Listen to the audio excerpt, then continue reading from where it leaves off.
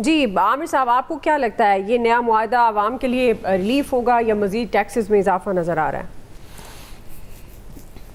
देखें, बात सिंपल सी है कि जब हमने ये $7 अरब का लिया था कर्जा, जिसमें से पहली किस्त हमें 1.3 मिली और दूसरे का रिव्यू होके आज उसका स्टाफ लेवल की आ गई, अभी तो IMF बोर्ड ने बैठना है और साथ $1 अरब नया हमें क्लाइमेट चेंज पे मिलने जा रहा है। तो मजमूई तौर पे हमारे जो इकनॉमिक पोजीशन है उसमें इस्तेकाम तो आएगा कि हाँ जी, जहाँ हम बात कर रहे थे दिवालिया होने की, पाकिस्तान की मईशत के बैठने की, वहाँ एक सिमत तो ये दुरुस्त है कि आपकी जो सारी मईशत की लुक है वो ठीक होगी, आपकी रेटिंग ठीक हो जाएंगी और जो हम मंसूबे करना चाह रहे हैं, जैसे वर्ल्ड बैंक है, एशियन डेवलपमेंट बैंक है, इस्लामिक डेवलपमेंट बैंक है, क्योंकि सारी दुनिया IMF के साथ चल रही है, तो वो आपके साथ जो प्रोग्राम चला रहे हैं, जैसे वर्ल्ड बैंक का हुआ है कि आइंदा 10 साल के लिए $20 अरब सरकारी सतह पे और IFC से जो उन्हीं की ब्रांच है निजी शोबे में वो स्पेंड करने के लिए $20 अरब वो भी तैयार हैं। $40 अरब के 10 साल में वो ये काम करने को तैयार हैं कि आपकी मईशत चलने के इम्कानात हैं। अब जो नवीद साहब ने नक्शा खींचा, बिल्कुल उसमें कोई दूसरी बात नहीं है, ना उसमें कोई दूसरी राय है कि ये बिल्कुल हम कहते हैं कि जनाब आपको सिर्फ सैलरीड क्लास मिलती है ठगने के लिए। ये ठगने का काम है ना जो गवर्नमेंट करती है कि हमारे जेबों से पैसे पहले निकाल लो और इधर सोलर पे डाल दो, उस पर डाल दो, लेकिन अशराफिया ये सिर्फ ये तनख्वाह जो है ना पार्लियामेंटेरियंस की बढ़ना, ये कुछ भी नहीं है। असल मामलात वो हैं जहाँ तायुशात के ऊपर टैक्सेस लगने चाहिए, जहाँ जैसे अब ये बड़ा प्राइम मिनिस्टर ने बड़ा अच्छा किया, गिनवाया भी सही कि जी हमने वो जो बैंकों के ऊपर लगा था जुर्माना, हमने वो हाई कोर्ट से स्टे ख़त्म करा के फ़ौरन ले लिया, बहुत अच्छी बात है।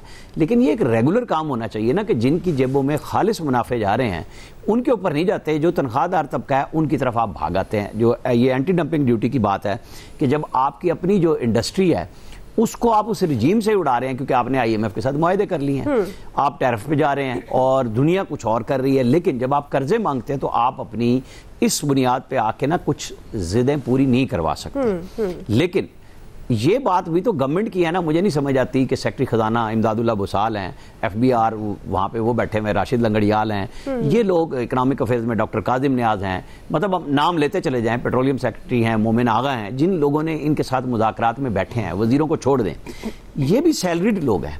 लेकिन क्या है कि ये यहाँ पे तहफ़्फ़ुज़ नहीं कर सकते। मैंने नाम लिया, मैं इन सबसे पूछूंगा भी सही कि भाई ये क्या है कि आप लोग खुद ब खुद अलग रैंक में चले जाते हो। ठीक है, प्रिविलेजेस आपके पास बेशुमार हैं, बोर्ड्स पे आप बैठते हैं, डॉलर्स में आप पैसे लेते हैं बोर्ड की मीटिंग अटेंड करने के, लेकिन ये जो आम आदमी है जिसके नाम पे ये माला जपी जाती है कि जनाब हम वज़ीर आज़म हैं, हम कैबिनेट है और हम आपके लिए काम कर रहे हैं, ये सवालात अब बिल्कुल बहुत अच्छा है कि ओपन डिबेट हो रही है, हर चीज़ पे गवर्नमेंट को भी जवाब देना पड़ रहा है।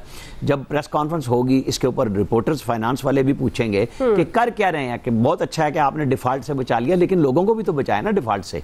अब उनकी बेहतरी की तरफ चले, मईशत की एक लुक जो अगले साल 30 जून तक की है, क्योंकि वो पाकिस्तान के बारे में IMF के बोर्ड पे एक बात कही जाती है कि वन ट्रेंच कंट्री, यानी ये एक किस्त का मुल्क है, उसके बाद ये फिर भाग भूग जाते हैं, छुप जाते हैं। चलें, हमने पहला रिव्यू नॉर्मली बिल्कुल ठीक है कि हो गया है, जो अगला रिव्यू आना है 6 महीने बाद, उसमें हमारी ये जितनी भुर्तियां हैं सामने आ जाएंगी कि हमने झूठ क्या बोला था, सच क्या बोला था। एक्चुअली ये IMF के साथ भी बात होनी चाहिए, यहाँ पे भी होनी चाहिए कि जनाब आप आम आदमी की तरफ क्यों जाते हैं, जो आपकी एलीट क्लास है उसके लिए क्या आपने ढूंढा है कि उनको लाइन नेट में आपका जो, क्योंकि IMF ने बहुत सारी चीज़ों पे बात कही है, बिजली का तो रिलीफ कल भी अब अवैस लगारी ने कहा है चूंकि कि प्राइम मिनिस्टर देंगे, तो हम वेट करेंगे, क्योंकि 23 मार्च की डेट मुझे नहीं पता, जब पेट्रोलियम की मसनूआत वाला आया था तो यही आया था कि चंद दिनों में, चंद हफ्तों में प्राइम मिनिस्टर देंगे, क्योंकि IMF का कहना यह है कि आपने जो रद्द-बदल करना है ना वो बजट में कर लिया करें, बजाय हर 3 महीने और 6 महीने के बाद कहानियां सुनाने हमें आ जाते हैं कि यूं कर लें और यूं कर लें, कि आप बजट में लेके जाएं। अब ये कैसे रिलीफ देंगे, ज़ाहिर इन्होंने वादा किया, इनसे पूछा जाएगा। सही बिल्कुल बिल्कुल। अयाज साहब, अगर मईशत संभल रही है तो अवाम परेशान क्यों है, क्योंकि प्राइम मिनिस्टर तो कह रहे हैं कि हुकूमत की परफॉर्मेंस ने IMF को हैरान कर दिया।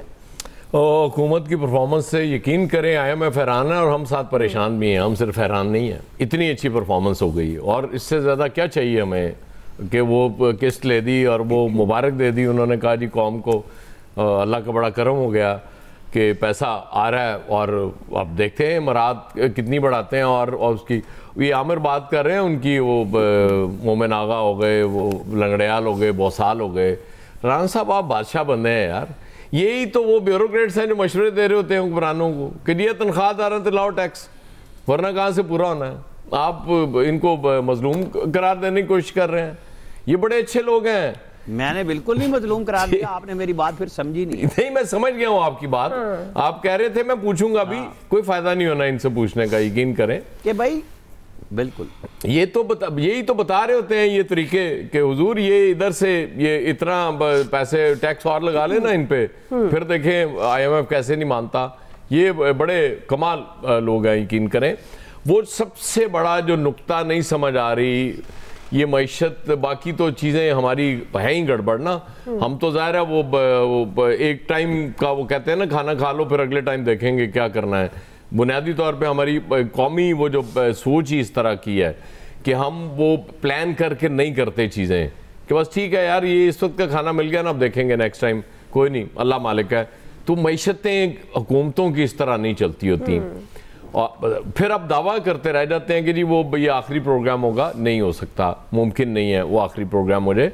वो जो नवीद साहब कह रहे थे ना, जो आपकी आबादी की रफ्तार बढ़ने की जो शरह है वो इतनी खौफनाक है और उस तरफ किसी की तवज्जो नहीं है। मईशत की बात भी हो जाती है, ज़राअत की बात भी हो जाती है, वो उसके बाद आपकी टेक्सटाइल की हो गई, इंडस्ट्री, हर चीज़ की बात, हर शोबे की बात हो रही होती है। अब इसमें वो एक और वो हो गया, माहौलियात के लिए भी हमें पैसे मिलना शुरू हो गए हैं। ये तो आपको पता है ना, बड़ा ज़बरदस्त माहौलियात अब हो जाएंगी हमारी ना, हम इसको ठीक कर देंगे। सारे मौसमियाती तब्दीलियाँ जो आ रही हैं उनको रोक देंगे हम इतने पैसों में। 1 अरब डॉलर थोड़ा नहीं होता, 1.3 अरब डॉलर शायद है। और वो प्राइम मिनिस्टर सब कह रहे थे, देखें ना, 7 नहीं अब 8.3 अरब डॉलर हमें मिल रहा है IMF से। वो इस पर भी बड़े खुश थे।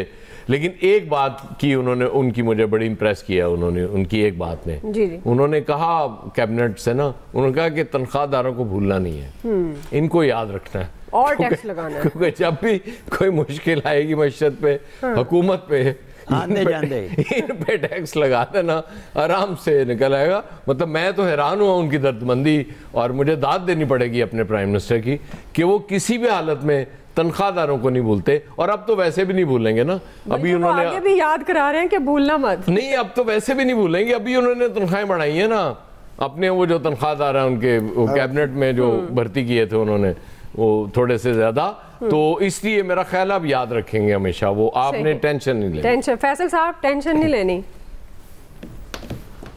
हम तो लेते भी नहीं है, शुक्र है। लेकिन बात यह है कि हाँ, आपको पता है मैं तो देता हूँ, टेंशन लेता नहीं। मसला ये है कि ये जो कह रहे हैं ना IMF का आखिरी प्रोग्राम है, IMF का आखिरी प्रोग्राम है, अगर इसी तरह अगर हम IMF की शराइत मानते रहना तो नहीं IMF का आखिरी प्रोग्राम हो या नहीं हो, हमारा आपका आखिरी प्रोग्राम जल्दी हो जाएगा। जिसमें जो गरीब लोग हैं ना उनके जल्दी ही निपट जाएंगे।